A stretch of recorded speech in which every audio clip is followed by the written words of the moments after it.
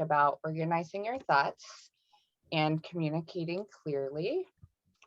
So I am Suzy Carbrey. I'm a speech language pathologist. Most of you probably know about my work with family members and coaching family members on how to communicate better with those who have dementia or Parkinson's. But really, almost more of my work is working with young and middle-aged adults who feel like they know what they want to say and they know what they want to do and achieve, but they're not able to create a plan, really follow through, and connect with others. And so that's the sort of things I'm going to be talking about today, things that will help all of us to organize our thinking and communicate clearly with others.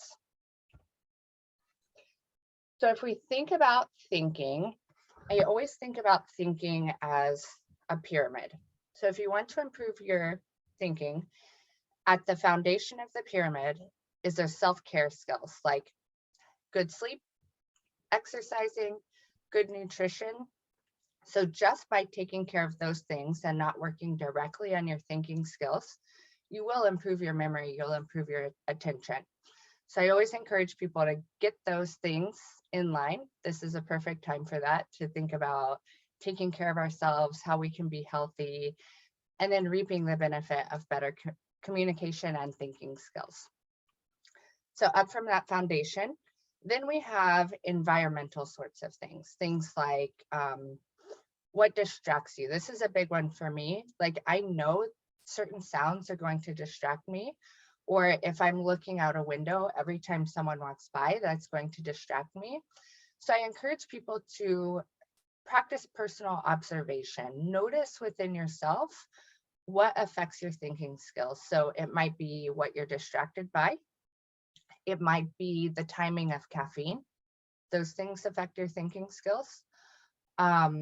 It could be things like just being under a lot of stress or taking on too much in your schedule. So we've got the foundational things, then paying attention to what's happening with the environment and how that's affecting you, observing yourself and how you interact and think during different situations. And then kind of a more advanced way to observe yourself is planning and pacing. This is something I would recommend for somebody who, maybe you did have a concussion, or you have ADHD, or you're just feeling really stressed and overwhelmed, or you're taking on more than is humanly possible. Then I would recommend doing a weekly planning and pacing activity. So what I have people do is take a week calendar and write out everything that you do for that week. And each activity, you would rate it on if it takes a minimum amount of focus and effort, a moderate amount, or a maximum amount. And you could color code this if you're a visual learner. So you might use green for things that you don't really have to stop and focus on. You can just go and get them done. Yellow for things you might want to slow down a little bit to work on.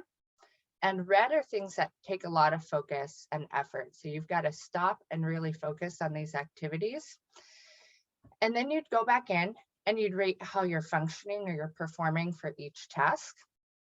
And you'll start to see patterns. So maybe you have two things that you've really got to stop and use a lot of focus and effort for, and you always don't perform as well as on that second one. But you notice that if you have an easier activity in between, that you do that second activity much better.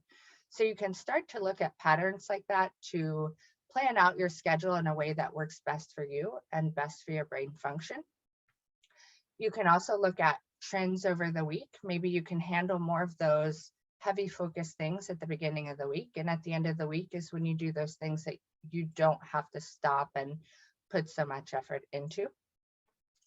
You can also think about planning and pacing throughout the day. So a lot of people do the Pomodoro technique. Does anyone do that or know what it is? It's a process. It's kind of big in cognitive things right now, but it's a process of scheduling work blocks for 25 minutes, and then you take a 5-minute break. And so it's supposed to be an effective pattern to keep your focus and attention for longer.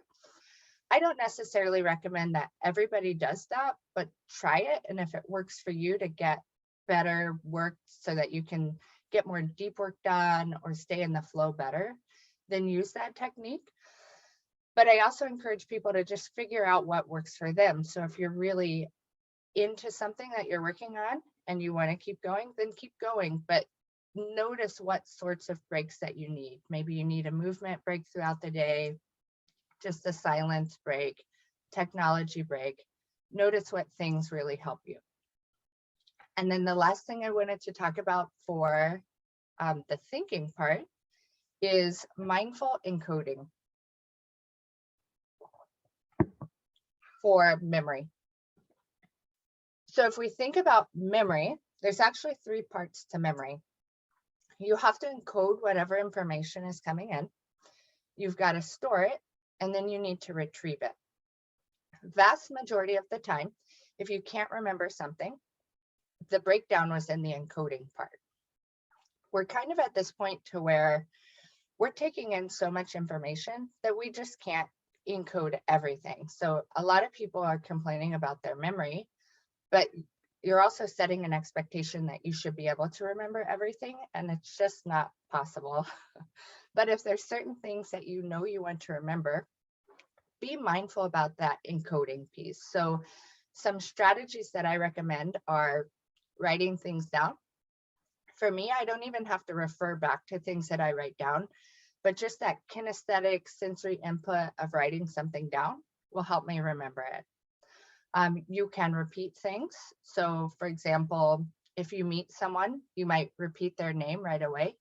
And then when you're leaving each other, you would say their name again. And that repetition process is getting the name encoded into your memory. You can use associations. This one works really well for me. If I meet someone new, I think of somebody else that I know who has that same name. Or if it's an unusual name, then I'll think about the letters or what it sounds like to me. But just that process really helps me remember names. And then another good one is to visualize something. So you could visualize, let's say someone's giving you directions to a new office location. You might visualize the things that you know in the area, and then that'll really help you remember where it is when it's time for you to go there. And so just however you can think about taking a little extra time to process information that you want to remember will help you remember it. I think of this a lot, like who checks their locks or their stove multiple times at night. You know, you feel like you did something like that, but you don't pay attention to it, so you don't actually remember that you did it. So you're checking your door multiple times or checking that your garage door closed. When you do it the first time, just say, okay, I'm encoding this information. I have checked everything I want to check. Don't need to do it again. So that was thinking about the brain. And so when we're thinking about communication, we have 4 pieces: the brain, our lungs and our breath support, our vocal folds, and then our articulators and resonating spaces. So now we'll talk about our breath support. So breath support's really important for speech. It's what gives us good volume, helps us sustain our speech and have a nice intonation during our speech. It's also good for cognition. You know, we need oxygen to the brain. It's calming. And the best way to breathe is to use diaphragmatic breathing, which is also called belly breathing.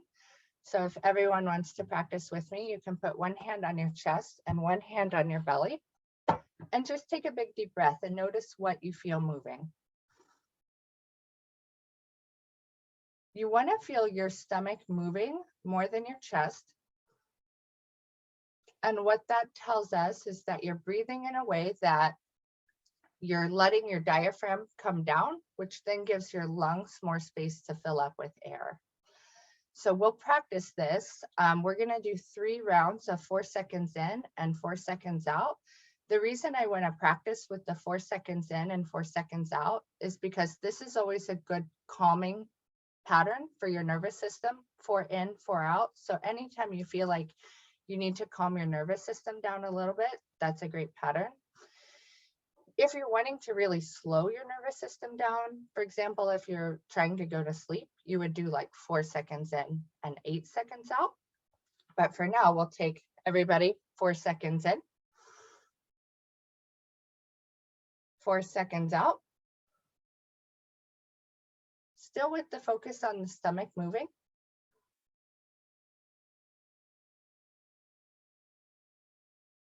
One more round.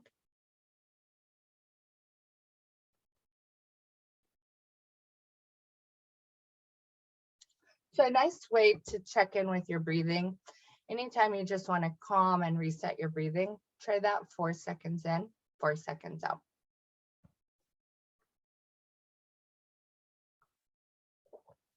So next is our posture.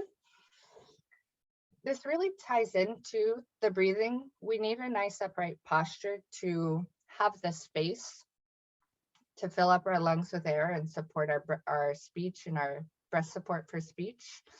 So you want to have an upright posture, nice aligned neck, shoulders down, arms bent and open. And that's just because if you have your arms crossed, you're constricting the space that you can fill up with air.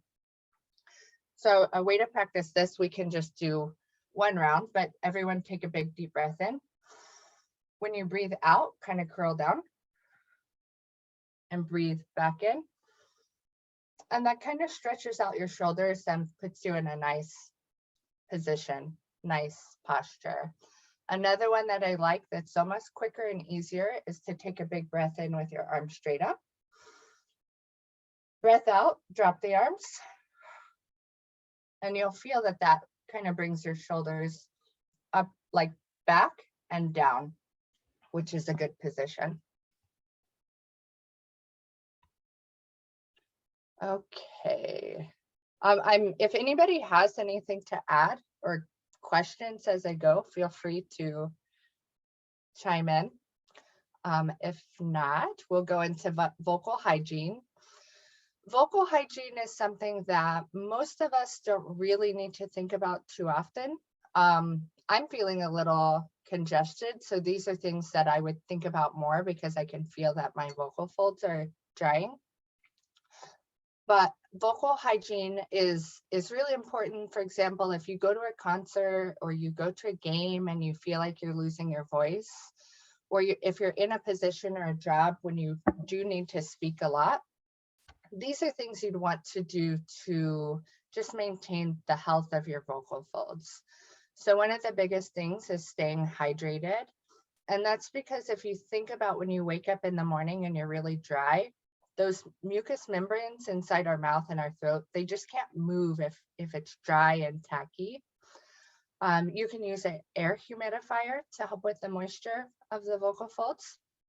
Decrease caffeine. Caffeine can dry out your vocal folds. Decrease dairy. Dairy just can cause you to have more phlegm or mucus, which keeps the vocal folds from moving the way that they need to. Breathe through your nose. Do things so that you're not speaking really loudly. If you're trying to get someone's attention, make sure you have their eye contact or move somewhere where you can speak face to face. Try not to speak over a background noise.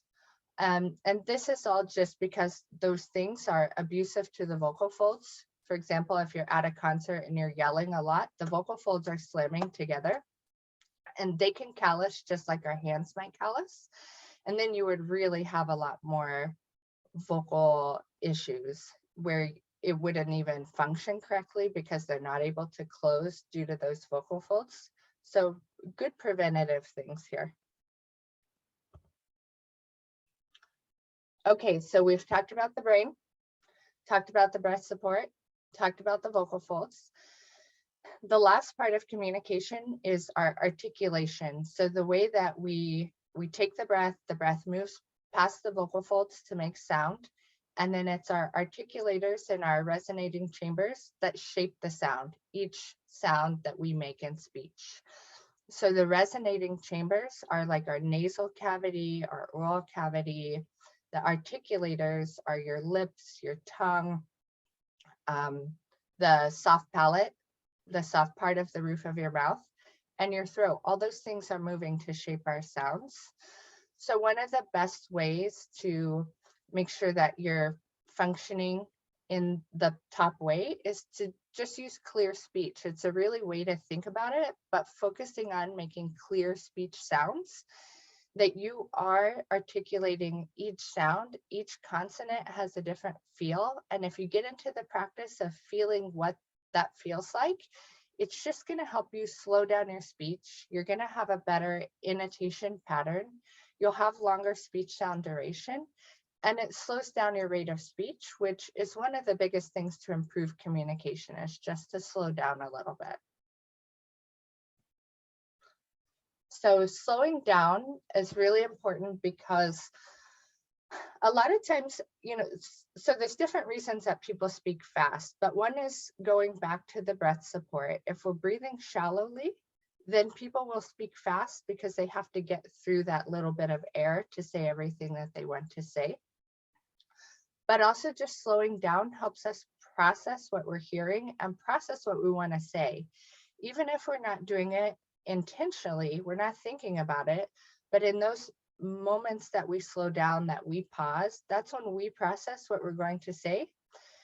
So if you're somebody who says like or like or okay, those filler sorts of words a lot, that's just your process of trying to process what you want to say and then say it. But you can just take a pause or a breath that looks a little more, it's easier for somebody to listen to in that way. So take pauses between any phrases. So anytime that there would be a comma or a period if it were written text, that's when you want to pause and take a breath. So intentionally breathe, be deliberate about listening to others. Try not to be forming what you're going to say without listening to what they're still saying. Embrace silence. That helps you and your communication partner process the information. And you can use gestures. I've recently worked with a professor who spoke really fast, and he had a really good technique of using his gestures to slow down his speech, and he'd use that to set his cadence, which worked really well.